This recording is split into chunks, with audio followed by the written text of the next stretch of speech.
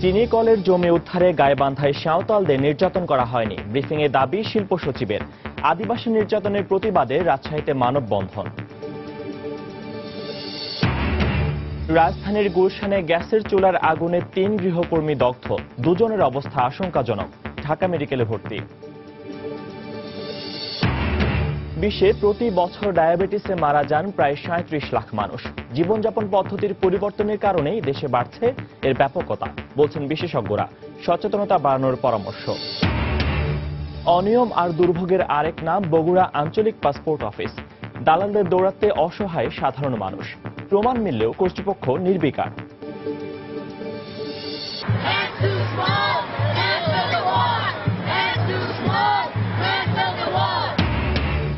Donald ট্রাম্পের বিদ্বেষমূলক বক্তব্যে বিক্ষোভ ছড়িয়ে পড়েছে পুরো যুক্তরাষ্ট্রে।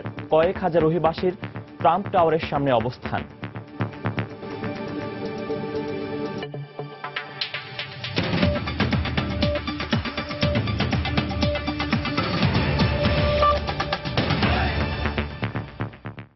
সময় সংবাদে সঙ্গে আছি আমি ফয়সাল মোর্শেদ। সরকারি জমি উদ্ধারের ক্ষেত্রে গাইবান্ধার গোবিন্দগঞ্জে সাঁওতালদের উপর কোনো ধরনের নির্যাতন করা হয়নি বলে দাবি করেছেন শিল্প সচিব মোশাররফ হোসেন ভূঁইয়া। সকালে রাজধানীর মতিঝিলে শিল্প মন্ত্রণালয়ে গাইবান্ধার গোবিন্দগঞ্জের রংপুর সুগার মিলের জমি উদ্ধারের বিষয়ে সংবাদ সম্মেলনে তিনি এ দাবি করেন। সচিব জানান, যে সাঁওতালদের উচ্ছেদ করা হয়েছে তারা কখনোই ওই জমির মালিক ছিলেন না। এইখানে তারা অবৈধভাবে গিয়ে বসছিল, তাদেরকে সরায় দেওয়া হয়েছে। এগুলি তো তাদের বাড়ি ছিল না, বাড়ি ঘর থেকে তাদেরকে উচ্ছেদ করা হয়নি। তাদের এলাকায় কেউ কিছু আক্রমণ করে নাই, শুধুমাত্র অবৈধ দখলে যে অংশটাই ছিল সেইখান থেকে সেটাকে আইন প্রয়োগকারী সংস্থার মাধ্যমে পুনরুদ্ধার করা হয়েছে। তারা যে অবৈধ স্থাপনাগুলি করছিল সেগুলিতে স্থায়ীভাবে তারা থাকতেছিল এবং আরো এটা বাড়তেছিল। এদিকে গোবিন্দগঞ্জে সাঁওতালপল্লীতে হামলার প্রতিবাদে ও জড়িতদের শাস্তির দাবিতে মানববন্ধন করেছেন রাজশাহী বিশ্ববিদ্যালয়ের আদিবাসী শিক্ষার্থীরা। বেলা 11টার দিকে বিশ্ববিদ্যালয়ের প্রধান ফটকের সামনে এই কর্মসূচি পালন করা হয়। এতে ব্যানার, ফেস্টুন সহ আদিবাসী শতাধিক শিক্ষার্থী অংশ নেন। বক্তারা সাঁওতালদের উপর হামলার ঘটনায় জড়িতদের গ্রেফতার করে দৃষ্টান্তমূলক শাস্তির দাবি জানান। 1962 সালে তৎকালীন পাকিস্তান ইন্ডাস্ট্রিয়াল ডেভেলপমেন্ট কর্পোরেশন এবং সম্পত্তিতে ইস্কুজ আসে। রাজধানীর গুলশানে একটি বাসায় গ্যাসের চুলার আগুনে ৩ গৃহকর্মী অগ্নিদগ্ধ হয়েছেন। সকালে গুলশান ২ নম্বরের একটি ফ্ল্যাটে রান্না করতে গিয়ে গ্যাসের চুলা থেকে আগুন ছড়িয়ে পড়ে। ওই সময় রান্নাঘরে থাকা ৩ গৃহকর্মীর গায়ে আগুন লেগে যায়। তাদের ঢাকা মেডিকেল কলেজ হাসপাতালের বার্ন ইউনিটে ভর্তি করা হয়েছে। চিকিৎসক জানিয়েছেন, ৩ জনের মধ্যে শরীফার শরীরের শতভাগ ও বেদনার ৯০ ভাগ অংশ পুড়ে গেছে। তাদের আইসিইউতে রাখা হয়েছে। ৩ জনের অবস্থা আসলে খুবই করুণ অবস্থা। একজনের নাম শরীফা, পারভিন এবং বেদানা। তার মধ্যে পারভিন 20% বার্ন এবং বেদানা এবং শরীফা যে আছে তাদের অ্যাবাভ 90% বার্ন আছে এবং সাথে হলে ইনহেলেশন বার্ন আছে। মারাকাসে জলবায়ু সম্মেলনে অংশ নিতে ৩ দিনের সফরে মরক্কোর উদ্দেশ্যে রওনা হয়েছেন প্রধানমন্ত্রী শেখ হাসিনা। সকাল 10:15টার দিকে হযরত শাহজালাল আন্তর্জাতিক বিমানবন্দর থেকে একটি ফ্লাইটে তিনি ঢাকা ছাড়েন। বিমানবন্দরে তাকে বিদায় জানান অর্থমন্ত্রী আবুল মাল আব্দুল মুহিত, শিল্পমন্ত্রী আমির হোসেন আমু, সড়ক পরিবহন ও সেতু মন্ত্রী ওবায়দুল কাদের সহ মন্ত্রিপরিষদের অন্যান্য সদস্যরা। জলবায়ু সম্মেলনে যোগ দিতে প্রধানমন্ত্রীর সঙ্গে রয়েছেন পররাষ্ট্রমন্ত্রী আবুল হাসান মাহমুদ আলী, পানি সম্পদ মন্ত্রী আনিসুল ইসলাম মাহমুদ, পরিবেশ ও বন মন্ত্রী আনোয়ার হোসেন মঞ্জু সহ 58 সদস্যের প্রতিনিধি দল। 3 দিনের সফর শেষে 16 নভেম্বর প্রধানমন্ত্রীর দেশে ফেরার কথা রয়েছে।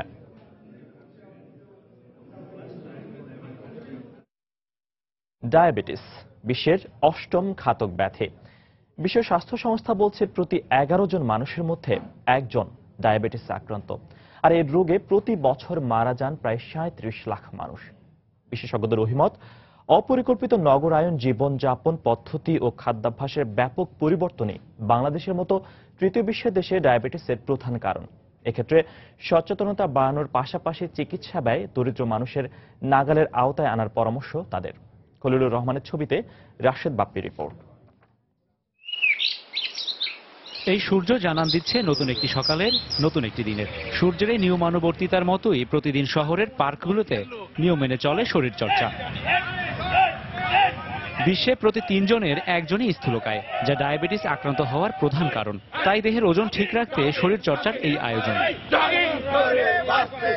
এই বয়সে যারা হাঁটে, আমি ধরে নিয়েছি তার রোগাক্রান্ত হয়ে ডায়াবেটিস হোক, যে কোনো অসুখেই সে হাঁটে। কিশোর বয়স থেকে ব্যায়াম করা যাদের উচিত, এখানে তাদেরকে আমি পাচ্ছি। অলসতাবশতই প্রতিদিন সকালে একটু ঘুমাইতাম, বেশি হাঁটাহাঁটি কমই করতাম, তো ডায়াবেটিস হওয়ার পর যখন রুটিন মাফিক এখানে চলতে হয়। শিশুকাল থেকে নিয়ম মেনে খেলাধুলা ও শরীর চর্চা ডায়াবেটিসের ঝুঁকি রোধে কার্যকর ভূমিকা রাখে। তবে যান্ত্রিক এই শহরে সেই সময় কিংবা সুযোগ হয়ে ওঠে না অনেকেরই। ওরা আসতে চায় কিন্তু ওরা আসতে পারে না, ওরা রাত্রে ওরা একটু দেরিতে ঘুমায়। রাজধানীতে সবুজ ক্রীড়া কোনো মাঠ নাই, এমন কোনো প্লেস নাই যেখানে আমরা হাঁটতে পারবো, তো এই জন্য হয়তো বা কেউ আসে না। দেশে ডায়াবেটিস রোগীর সংখ্যা প্রায় 71 লাখ। 2040 সালে এ সংখ্যা দাঁড়াবে 1,36 লাখে। তবে সবচাইতে আতঙ্কের খবরটি হচ্ছে ডায়াবেটিস রোগীর অর্ধেকই জানেন না তার আক্রান্ত হওয়ার বিষয়টি। একবার আক্রান্ত হলে আমৃত্যু বয়ে বেড়াতে হয় ডায়াবেটিস, তাই এর চিকিৎসাও চালাতে হয় জীবনের শেষ দিন পর্যন্ত। গরিব রোগীদের জন্য সরকারের উচিত একটু সহযোগিতা করা, না হয় আমাদের গরিব রোগীদের পক্ষে চিকিৎসা করা সম্ভব নয়। 31 বছর হয়ে গেছে ডায়াবেটিক হয়েছে, নিয়মিত ব্যায়াম করি, ওষুধ খাই, এই জন্য আমি এখনো সুস্থ আছি। ডায়াবেটিস নিয়ন্ত্রণে সমন্বিত উদ্যোগ নেওয়ার পরামর্শ বিশেষজ্ঞদের।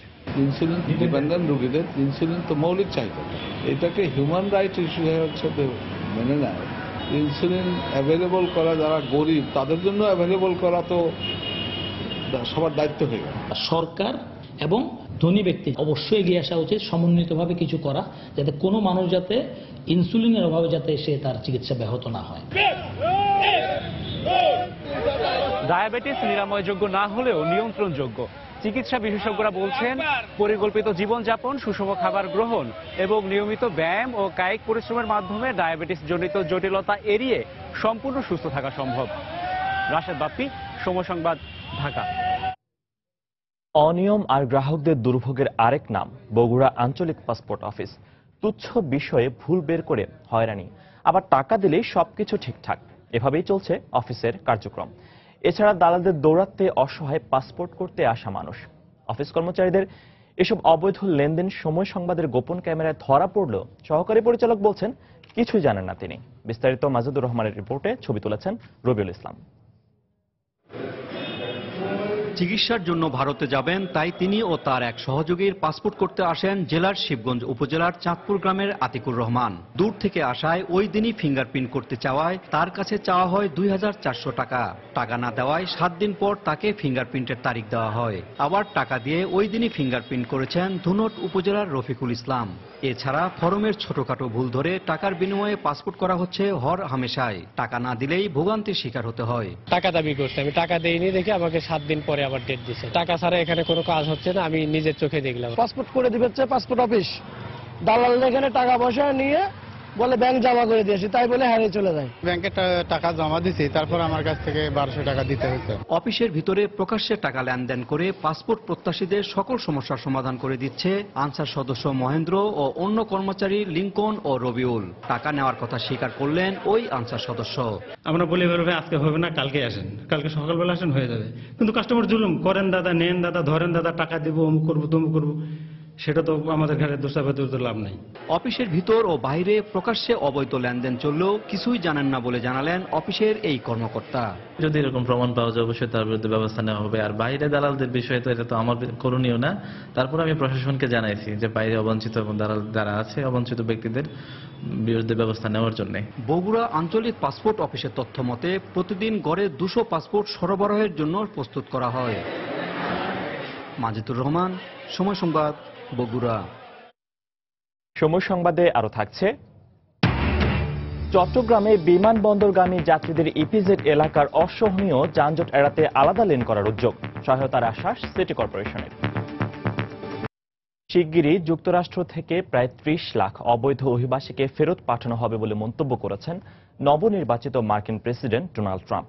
রোববার সিবিএস নিউজকে দেয়া এক সাক্ষাৎকারে একথা বলেন তিনি। প্রেসিডেন্ট নির্বাচিত হওয়ার পরই এটি ট্রাম্পের প্রথম কোনো সাক্ষাৎকার। ট্রাম্প বলেন, দায়িত্ব নেয়ার পর যত দ্রুত সম্ভব বৈধ কাগজপত্রবিহীন প্রায় 20 থেকে 30 লাখ অভিবাসীকে যুক্তরাষ্ট্র থেকে বের করে দেওয়ার প্রক্রিয়া শুরু হবে। এছাড়া অনুপ্রবেশ ঠেকাতে এবং মাদক চোরাচালান রোধে মেক্সিকো সীমান্তে দেয়াল নির্মাণের বিষয়েও পূর্ণ অঙ্গীকার ব্যক্ত করেন ট্রাম্প। তবে সীমান্তের কিছু অংশে দেয়াল নির্মাণের পরিবর্তে কাঁটাতারের বেড়া তৈরির কথাও বলেন এই নবনির্বাচিত মার্কিন president. just fine. That's what I do. I do a good job. You know, I mean, I know how to do it. Which you say you're going to repeal. People that are criminal and have criminal records, gang members, drug dealers, we have a lot of these people, probably 2 million, it could even be 3 million. We're getting them out of our country or we're going to incarcerate. But we're getting them out of our country. They're here illegally. After the border is secured and after everything gets normalized, we're going to make a determination on the people that you're talking about who are terrific people. এদিকে নবনির্বাচিত president Donald ট্রাম্পের বিদ্বেষমূলক ও অবৈধ অভিবাসীদের ফেরত পাঠানোর বিষয়ে বক্তব্যের প্রতিবাদে বিক্ষোভ ছড়িয়ে পড়ছে যুক্তরাষ্ট্রে। রোববার নিউ ইয়র্কে 12টি মানবাধিকার সংগঠন ও কয়েক হাজার অভিবাসী জড়ো হয় ট্রাম্প টাওয়ারের সামনে। টিএম মামুনের ক্যামেরায় নিউ ইয়র্ক থেকে বিস্তারিত জানাচ্ছেন তুষার Abdullah.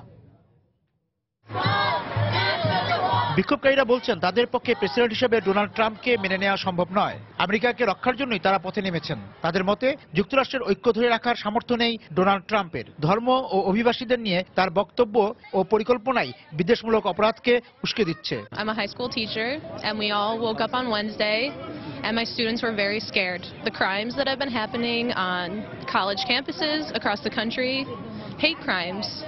Trump is not denouncing them. Whatever he say that he said, he lying. He just bias the people. He always does it. Every aspect he did it.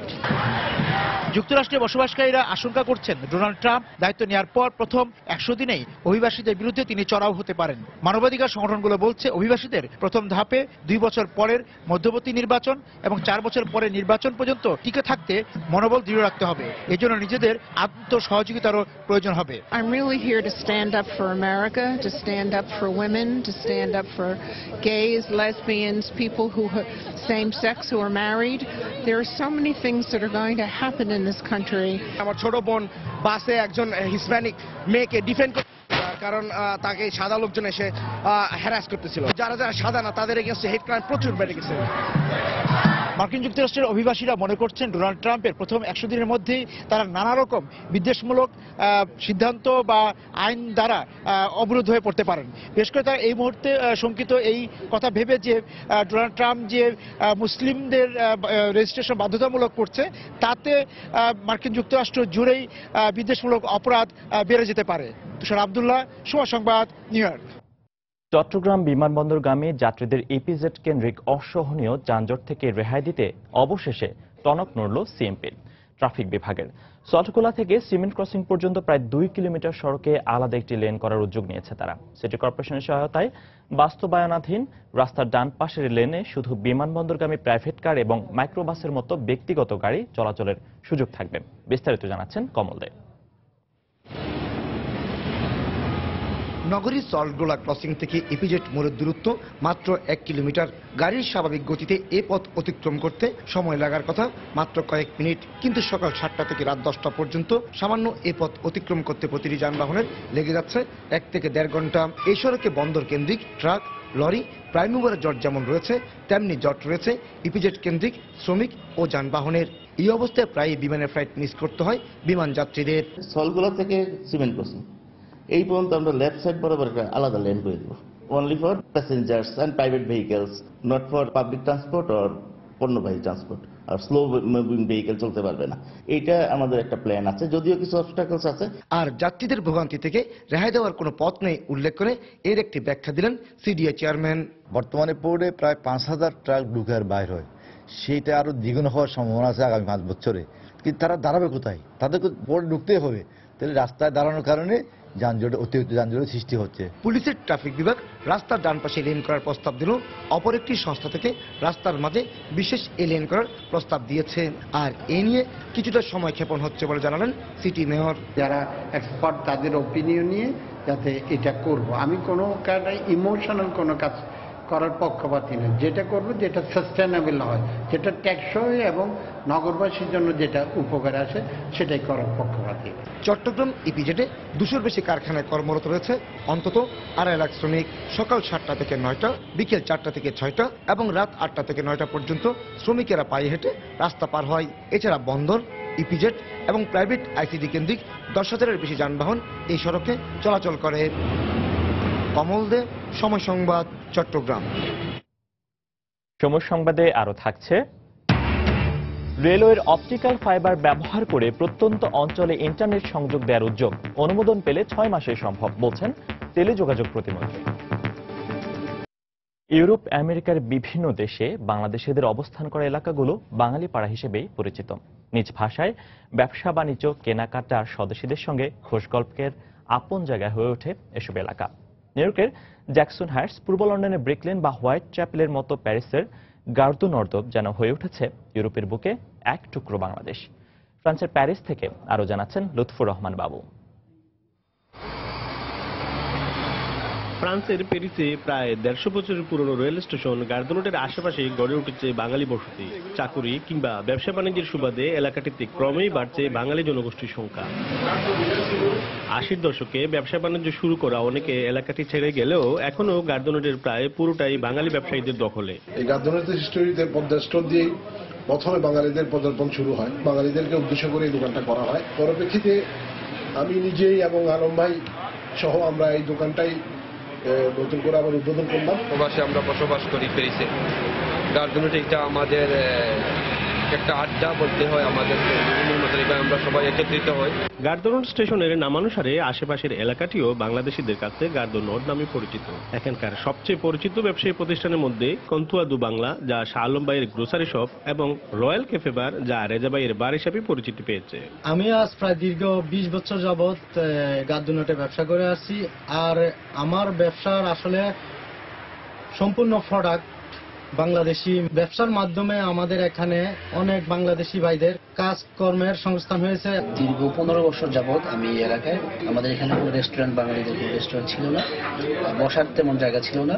তো cafe royal হওয়ার পর থেকে মোটামুটি আমরা বসার একটা নিজস্ব একটা জায়গা পেয়েছি। সপ্তাহের অন্যান্য দিন বাংলাদেশিরা নিয়মিত খাবারের দোকানগুলিতে আড্ডা দিলেও রোববার ও অন্যান্য ছুটির দিনে সামাজিক, সাংস্কৃতিক ও রাজনৈতিক সংগঠনগুলোর সভা সেমিনারে মিলন মেলায় পরিণত হয় প্যারিসের এই গার্দনোট। প্যারিসের গার্দনোটের এই এলাকাটি এখন আর শুধু স্টেশনের নাম নয়, এটি বাংলাদেশিদের কাছে মিলনস্থলের নাম। দিনে দিনে এখানে বাংলাদেশি ব্যবসায়ী প্রতিষ্ঠান গড়ে ওঠার মধ্য দিয়ে ফ্রান্স প্রবাসী বাংলাদেশিদের আরও কর্মসংস্থানের সুযোগ সৃষ্টি হবে এবং তাদের উপার্জিত অর্থ রেমিটেন্সের মাধ্যমে বাংলাদেশের অর্থনীতিতে গুরুত্বপূর্ণ ভূমিকা পালন করবে, এমনটাই মনে করছেন ফ্রান্স প্রবাসী বাংলাদেশিরা। প্যারিসের গার্দনোট থেকে মোহাম্মদ লুৎফুর রহমান বাবু, সময় সংবাদ। বাংলাদেশ রেলওয়ের অপটিক্যাল ফাইবার ব্যবহার করে দেশের প্রত্যন্ত অঞ্চলে ইন্টারনেট সংযোগ পৌঁছে দিতে চায় সরকার। এজন্য রাষ্ট্রায়ত্ত প্রতিষ্ঠান বিটিসিএল এর জন্য রেলওয়ের ফাইবার অপটিক কেবল লিজ চেয়ে রেল মন্ত্রণালয়ে চিঠি পাঠিয়েছেন ডাক ও টেলিযোগাযোগ প্রতিমন্ত্রী। তিনি বলছেন, অনুমোদন পেলে 6 মাসের মধ্যে প্রত্যন্ত অঞ্চলে ইন্টারনেট সেবা পৌঁছানো যাবে। এই উদ্যোগকে স্বাগত জানিয়ে ফাইবার অপটিক কেবল সহ প্রযুক্তিগত যন্ত্রপাতির উপর থেকে শুল্ক কমানোর পরামর্শ দিয়েছেন বিশেষজ্ঞরা। প্রসূন আশিসের রিপোর্ট। বাংলাদেশ রেলওয়ের আন্তঃস্টেশন যোগাযোগ রক্ষায় 2209 কিলোমিটার দৈর্ঘ্যের ফাইবার অপটিক নেটওয়ার্ক রয়েছে। এই নেটওয়ার্কের সুষ্ঠু ব্যবহারের মাধ্যমে দেশের প্রত্যন্ত অঞ্চলে 3G সহ দ্রুতগতির ইন্টারনেট সেবা পৌঁছে দেওয়া সম্ভব। কিন্তু 1997 সালে এই লাইন একটিমাত্র মোবাইল অপারেটরকে লিজ দেওয়ায় অন্য কোনো প্রতিষ্ঠানের রেলওয়ের অবকাঠামো ব্যবহারে প্রতিবন্ধকতা তৈরি হয়। এ অবস্থায় রাষ্ট্রায়ত্ত টেলিযোগাযোগ কোম্পানি বিটিসিএল এর জন্য বাংলাদেশ রেলওয়ের fibre optic cable network lease চেয়ে গত সপ্তাহে রেলমন্ত্রীকে চিঠি দিয়েছেন ডাক ও টেলিযোগাযোগ প্রতিমন্ত্রী অ্যাডভোকেট তারানা হালিম। রেলের অপটিক্যাল ফাইবার এটা মূলত রেল স্টেশন কেন্দ্রিক। সেই অপটিক্যাল ফাইবারে আমাদের ব্যান্ডউইথটা সরবরাহ করার আমরা জন্য অনুমতি চাইছি। কোনো সুনির্দিষ্ট কোম্পানি বা সুনির্দিষ্ট কারণ না, এনটিটিএম হিসেবে বিটিসিএল কিন্তু এই কাজটি করতে পারে। এটি যেমন বাজারে একটা সুষম প্রতিযোগিতা সৃষ্টি করবে, চুক্তিভুক্ত এলাকাগুলো ছাড়াও অনেক আনইউজ ডার্ক লাইন আছে, সেগুলোও যদি আমাদেরকে লিজ দেওয়া হয় সেখানেও আমরা ব্যান্ডউইথ সরবরাহ করতে পারব। ফাইবার অপটিক নেটওয়ার্কের মাধ্যমে যে কোনো স্টেশন থেকে পার্শ্ববর্তী এলাকায় ব্যান্ডউইথ সরবরাহ করা সম্ভব বলে জানান প্রতিমন্ত্রী। ইন্টারনেট ব্যবহার করতে পারবে, একেবারে প্রত্যন্ত এলাকায় ইন্টারনেটের স্পিডটা পাবে। আর যদি ইতিবাচক সাড়া পাই, এমওইউটা স্বাক্ষরের পরবর্তী পর্যায় থেকে আমরা ম্যাক্সিমাম 6 মাস আমি সময় ধরে রাখলাম, 2 মাস এদিক ওদিক করে, কারণ আমাদের ইচ্ছা যে 1 বছরের মধ্যে এই 2%কে আমরা কানেক্টিভিটির আওতায় নিয়ে আসবো। বিশেষজ্ঞরা টেলিযোগাযোগ প্রতিমন্ত্রীর এই উদ্যোগকে স্বাগত জানিয়ে বলেছেন, রেলওয়ের fibre optic cable network lease নেওয়ার মাধ্যমে শহরের পাশাপাশি গ্রামাঞ্চলেও তথ্য প্রযুক্তি সেবার বিস্তার সহজতর হবে। সেটা যদি উন্মুক্ত করে সবার জন্য ব্যবহারের সুযোগ করে দেওয়া হয়, তাহলে যেটা হবে, যেসব জায়গায় রেলওয়ে ফাইবার রয়েছে সেই জায়গাগুলোতে আমরা খুব দ্রুত পৌঁছতে পারবো। ইনফ্রাস্ট্রাকচারগুলোকে শেয়ার করতে হবে। শহর এলাকার বা একটু ভালো এলাকার মানুষগুলো সুবিধাগুলো পাচ্ছে, একটু রিমোট এলাকার মানুষগুলো সেই সুযোগগুলো পাচ্ছে না। সেক্ষেত্রে এটা আমি মনে করি একটা খুব ভালো উদ্যোগ। ফাইবার অপটিক কেবল, ট্রান্সমিশন ইকুইপমেন্ট, এগুলোর জন্য ট্যাক্সটা যদি আরেকটু কমানো যেত, এটাকে আরো কম খরচে নেটওয়ার্ক বিল করা সময় যেত। বিটিসিএলকে রেলওয়ের ফাইবার অপটিক নেটওয়ার্ক লিজ দেওয়ার বিষয়ে ক্যামেরার সামনে কথা না বললেও রেলমন্ত্রী সময় সংবাদকে জানিয়েছেন শিগগিরই সভা ডেকে এ সংক্রান্ত সিদ্ধান্ত আনুষ্ঠানিকভাবে ডাক ও টেলিযোগাযোগ প্রতিমন্ত্রীকে জানানো হবে। প্রসূন আশিস, সময় সংবাদ, ঢাকা। রংপুর মহানগরীর শ্যামা সুন্দরী খালটি এখন পরিণত হয়েছে ময়লা আবর্জনার ভাগাড়ে। নেই সংস্কার ও ঐতিহ্য রক্ষার উদ্যোগ, এতে হুমকির মুখে জনস্বাস্থ্য। অথচ 2 দফায় খালটির উন্নয়নে ব্যয় করা হয়েছে প্রায় 45 কোটি টাকা। এজন্য সিটি কর্পোরেশন আর এলজিইডি দুষছে একে অপরকে। নগর বিশেষজ্ঞরা বলছেন, অবিলম্বে খালটির সংস্কার করা না হলে হুমকির মুখে পড়বে এর ঐতিহ্য ও জনস্বাস্থ্য। শাকিল মাহমুদের ক্যামেরায় মানিক সরকারের রিপোর্ট। রংপুর মহানগরীর পয়ঃপানি নিষ্কাশনের জন্য একমাত্র শ্যামা সুন্দরী নামের এই খালটি, কিন্তু খালের দুধারের পরিবারগুলোর ময়লা আবর্জনা, পলিথিন আর মরা কুকুর ছাগলের লাশের পচা দুর্গন্ধের কারণে এটি এখন জনস্বাস্থ্যের জন্য হুমকি। খাল পরিণত হয়েছে সরু ড্রেনে। এর সংস্কারে সিটি কর্পোরেশন এবং এলজিইডির উদ্যোগে 2 দফায় প্রায় 45 কোটি টাকা ব্যয়ের পরও মুখ থুবড়ে পড়ে আছে উন্নয়ন প্রকল্পটি। নগরবাসীর অভিযোগ, উন্নয়নের নামে হয়েছে লুটপাট। রাস্তায় যত কুকুর মরে, বিড়াল মরে, সব নিয়ে যায় ওখানে ফেলা হয়। শ্যামা সুন্দরীর খালের পাশ দিয়ে হেঁটে যাইতে ঘৃণা লাগে, নাক বন্ধ করে যাইতে হয়। নোংরা পানি জমে এখন মশা, বিভিন্ন কীটপতঙ্গ তৈরি হচ্ছে, এতে করে রংপুরের পরিবেশ দূষিত হচ্ছে। এত টাকা খরচ করে কি হলো গভর্নমেন্টের? আমাদের তো তেমন কোনো উপকার আসতেছে না। সিটি মেয়র বলছেন, 2 দফায় যে টাকা খরচ হয়েছে এখন এটিকে উদ্ধার করতে ওই পরিমাণ টাকা আরো প্রয়োজন। আর এলজিডি বলছে শুরুতেই পরিকল্পনায় কিছু ভুল ছিল। এই শ্যামা সুন্দরী খালকে আবার নতুন রূপ দিতে গেলে আবার সেই 40-50 কোটি টাকা লাগবে। আবার নতুন করে সেখান থেকে ফান্ড পাওয়া যাবে, তারা টাকা দেবে, এরা বিশ্বাস করে। ঘাঘট নদীর সাথে সিও বাজারের যে সংযোগ স্থলটা, এইখানে শ্যামা সুন্দরী খালের থেকে পানি ঢোকার কথা, কিন্তু এই জায়গায় শ্যামা সুন্দরী খালের বেডটা অনেক উঁচু। শুকনো মৌসুমে বা সাধারণ সময়ে কোনো পানি প্রবাহ হয় না। নগর বিশেষজ্ঞের মতে, খালটি এখনই সংস্কার করা না হলে আগামীতে হুমকির মুখে পড়বে এর ঐতিহ্য ও জনস্বাস্থ্য। খালটা খনন করতে হবে এবং বায়োগ্যাস প্ল্যান করতে হবে। ঘাঘট নদীর উৎসমুখ খনন করতে হবে, না হলে এই খালটি মরণ খাল হবে। 1890 সালে তৎকালীন রাজা জানকী বল্লভ সেন নগরীর জলাবদ্ধতা দূর করতে তার মা চৌধুরানী শ্যামা সুন্দরী দেবীর স্মরণে মহানগরীর বুক চিরে 16 কিলোমিটার দীর্ঘ এ খালটি খনন করেন। মানিক সরকার, সময় সংবাদ, রংপুর। স্বাদে ঘ্রাণে অনন্য হওয়ায় বাংলাদেশের ইলিশের খ্যাতি বিশ্বজুড়ে। এ কারণে জামদানির পর এবার ইলিশের মালিকানা সুরক্ষায় উদ্যোগ নিয়েছে সরকার। এর মধ্যে ইলিশের জিআই নিবন্ধনের ব্যাপারে শিল্প মন্ত্রণালয়ের কাছে আনুষ্ঠানিকভাবে আবেদন করেছে মৎস্য অধিদপ্তর। সংশ্লিষ্টরা বলছেন, নিবন্ধন পেলে বর্তমানের চেয়ে 20 থেকে 30% বেশি দাম পাবেন জেলেরা। বাংলাদেশ, ভারত, মিয়ানমার সহ কয়েকটি দেশের উপকূলে ধরা পড়ে ইলিশ মাছ, কিন্তু পদ্মা মেঘনার ইলিশের স্বাদ ও ঘ্রাণ অন্যান্য দেশের ইলিশের তুলনায় সম্পূর্ণ আলাদা। বিশ্বজুড়ে ব্যাপক চাহিদা থাকায় জামদানির পর এবার আন্তর্জাতিকভাবে ইলিশের ওপর একক মালিকানা স্থাপনের উদ্যোগ নিয়েছে মৎস্য অধিদপ্তর। এ লক্ষ্যে শিল্প মন্ত্রণালয়ে ইলিশের জিআই নিবন্ধনের ব্যাপারে আবেদনও করেছে তারা। নিবন্ধন পেলে বিশ্বব্যাপী ব্র্যান্ডিং এর পাশাপাশি রপ্তানি পণ্য হিসেবে ইলিশের কদর আরো বাড়বে বলে আশা করছেন মৎস্য অধিদপ্তরের মহাপরিচালক। আবহমান কাল থেকে বাংলার কৃষ্টি এবং ঐতিহ্যের সাথে কিন্তু আমাদের এই ইলিশের নাম জড়িত আছে। এটা শুধু জাতীয় মাছ না, এটা আমাদের ঐতিহ্য। ভবিষ্যতে আমরা আরো এর গুণগত উৎকর্ষতা, এর ব্যাপ্তি এবং উৎপাদনশীলতা সবকিছুই বৃদ্ধি করা সম্ভব হবে। তবে ইতোমধ্যে ইলিশকে নিজেদের দাবি করে জিআই নিবন্ধনের আবেদন করে রেখেছে ভারত। ইলিশ আমাদের জাতীয় সম্পদ হওয়ায় ডব্লিউটিওতে ভারতের আবেদন টিকবে না বলে মনে করছে পেটেন্ট ডিজাইন ও ট্রেডমার্কস অধিদপ্তর। জিআই পণ্যটা রেজিস্ট্রেশন করব হলো ঐতিহাসিক ডকুমেন্টের ভিত্তিতে। কেউ যদি কোনো আপত্তি করতে চায় তাহলে তাকে ওই ঐতিহাসিক ডকুমেন্টটা খণ্ডন করতে হবে। সেটি তো অতটা সহজ নয়। আমরা এটা ওয়েব পেজে দিব, সকলের কাছে আপত্তি চাবো, যদি থাকে দাখিল করবে, যদি কেউ আপত্তি করে আমাদের আইন বিধি অনুসারে আমরা প্রক্রিয়া করব।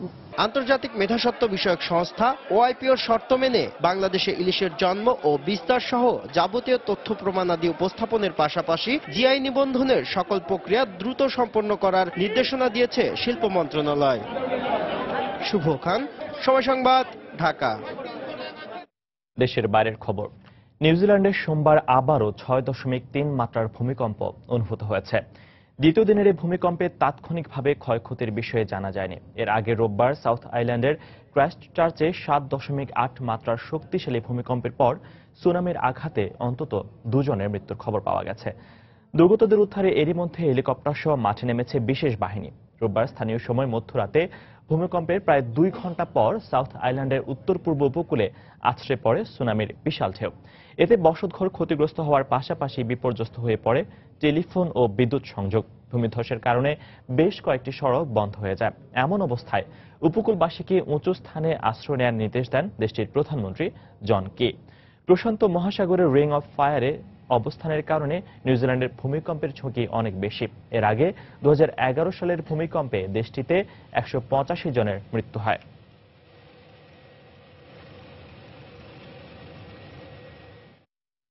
কনসার্ট ফর বাংলাদেশে অংশ নেওয়া 70 দশকের জনপ্রিয় মার্কিন রক শিল্পী লিওন রাসেল মারা গেছেন। রোববার টেনেসির নাশভিলে নিজ বাড়িতে তার মৃত্যু হয়। তার বয়স হয়েছিল 74 বছর। লিওন রাসেলের স্ত্রী ওয়েবসাইটে এক বিবৃতিতে মৃত্যুর খবর নিশ্চিত করেন। এতে গোটা সঙ্গীত জগতে শোকের ছায়া নেমে আসে। তিনি কয়েক বছর যাবৎ মস্তিষ্কজনিত রোগে ভুগছিলেন। লিওন রাসেল একাধারে ছিলেন একজন গায়ক, গীতিকার ও composer. George Harrison, Bob Dylan, Eric ক্ল্যাপটনের মতো কিংবদন্তি শিল্পীদের সঙ্গে একই মঞ্চে পারফর্ম করেছেন তিনি।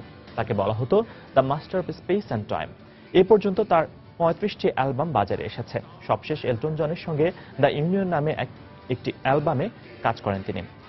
Rock and role hall of fame সম্মাননা সহ আরো অনেক পুরস্কার ঝুলিতে ভরেছেন এই কালজয়ী শিল্পী।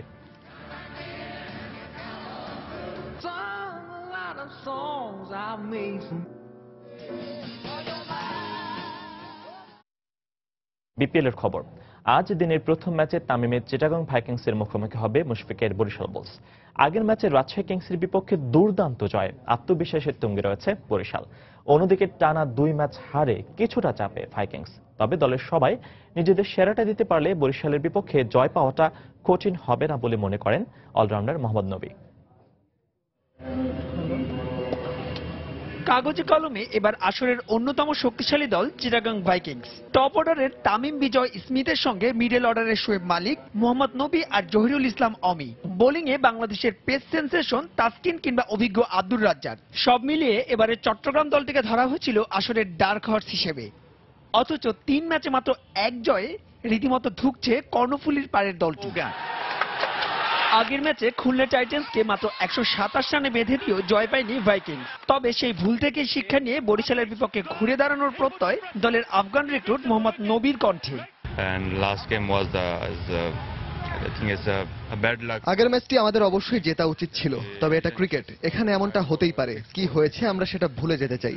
দলের সবাই বরিশালের বিপক্ষের ম্যাচটি নিয়ে ভাবছে। আশা করি কালকের ম্যাচ দিয়েই আমরা আবার জয়ের ধারায় ফিরব। বিপিএল এর চতুর্থ আসরের শুরু থেকে কাঠগড়ায় ঢাকার উইকেট। তবে ব্যাটসম্যানদের রান করায় উইকেটের কোনো সমস্যা দেখেন না নবী। সঙ্গে খুব সহজেই এই উইকেটে 160 স্কোর করা সম্ভব বলেই মত তার। Comparing from last BPL, it's better pitches in this time. গতবারের সঙ্গে তুলনা করলে এবারের উইকেটটা বেশ ভালো। আমার মনে হয় না এই উইকেটে ব্যাট করাটা ব্যাটসম্যানদের জন্য খুব একটা চ্যালেঞ্জিং। আসলে ঢাকার উইকেটই এমন, একটু দেখে শুনে খেললেই এই পিচে 160 বা তারও বেশি রান করা সম্ভব। 150, 160 it's possible. অন্যদিকে বিপিএল এর 3 বারের 2 আসরের ফাইনালিস্ট বরিশাল বুলসের শুরুটাও ছিল হতাশার। তবে টানা 2 জয়ে দারুণভাবে ঘুরে দাঁড়িয়েছে দলটি। এখন পর্যন্ত 250তে 164 রান নিয়ে দলকে সামনে থেকে নেতৃত্ব দিচ্ছেন অধিনায়ক মুশফিকুর রহিম। দারুণ ছন্দে আছে শাহরিয়ার নাফিস ও পেসার আলামিনও। তাই তো জয়ভিন্ন অন্য কিছুই ভাবছে না কোচ ডেভ হোয়াটমোরের শিষ্যরা। মাহবুব রিমন, সময় সংবাদ, ঢাকা। বিপিএলে আজ দিনের দ্বিতীয় ম্যাচে মাশরাফির কুমিল্লা ভিক্টোরিয়ান্সের মুখোমুখি হবে সাকিবের ঢাকা ডায়নামার্স। শেরেবাংলা স্টেডিয়ামে ম্যাচটি শুরু হবে সন্ধ্যা 7টায়। এবারের মৌসুম একেবারেই ভালো কাটছে না আসরের ডিফেন্ডিং চ্যাম্পিয়ন কুমিল্লা ভিক্টোরিয়ান্সের। 3 ম্যাচ খেললেও জয়ের দেখা পায়নি মাশরাফির দল। ফলে পয়েন্ট টেবিলের তলানিতে আছে কুমিল্লা। কোয়ালিফায়ারে খেলার আশা টিকিয়ে রাখতে ঢাকার বিপক্ষে জয়ের বিকল্প নেই মাশরাফি ইমরুলদের। অন্যদিকে 3 ম্যাচের 2টিতে জয় পেয়েছে ঢাকা ডায়নামার্স। সাকিবও বল হাতে নিয়মিত উইকেট পাচ্ছেন। এই ম্যাচ জিতলেই খুলনাকে টপকে পয়েন্ট টেবিলের শীর্ষে চলে যাবে সাঙ্গাকারা সাকিবরা। তাই ঢাকা পর্বে শেষ ম্যাচে জয় তুলে নিতে চাইবে স্বাগতিকরা।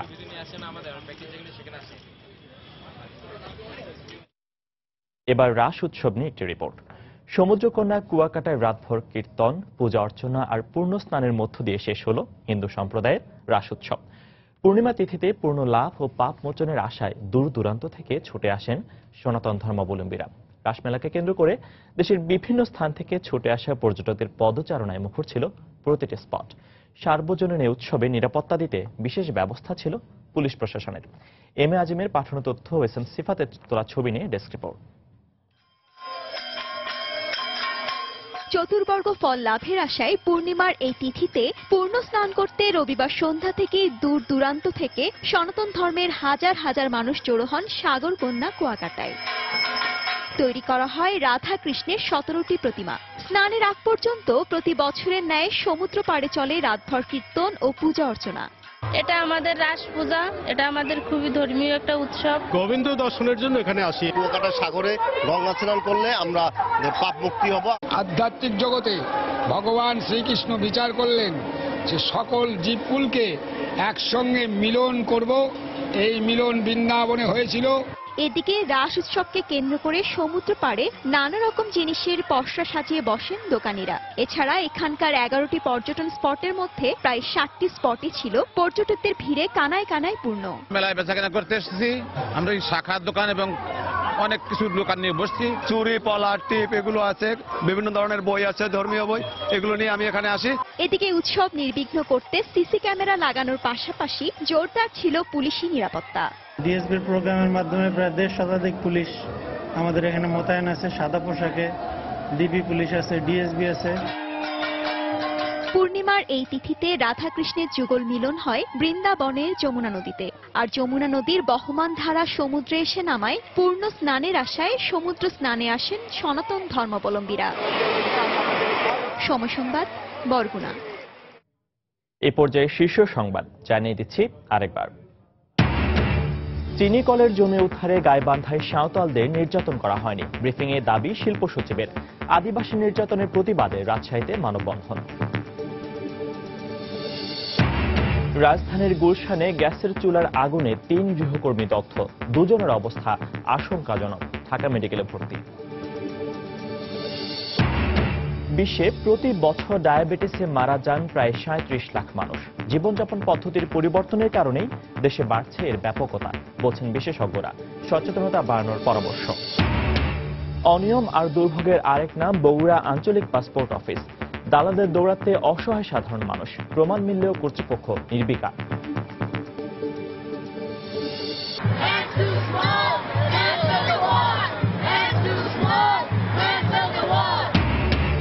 ডোনাল্ড ট্রাম্পের বিদ্বেষমূলক বক্তব্যে বিক্ষোভ ছড়িয়ে পড়েছে পুরো যুক্তরাষ্ট্রে। কয়েক হাজার অভিবাসীর ট্রাম্প টাওয়ারের সামনে অবস্থান।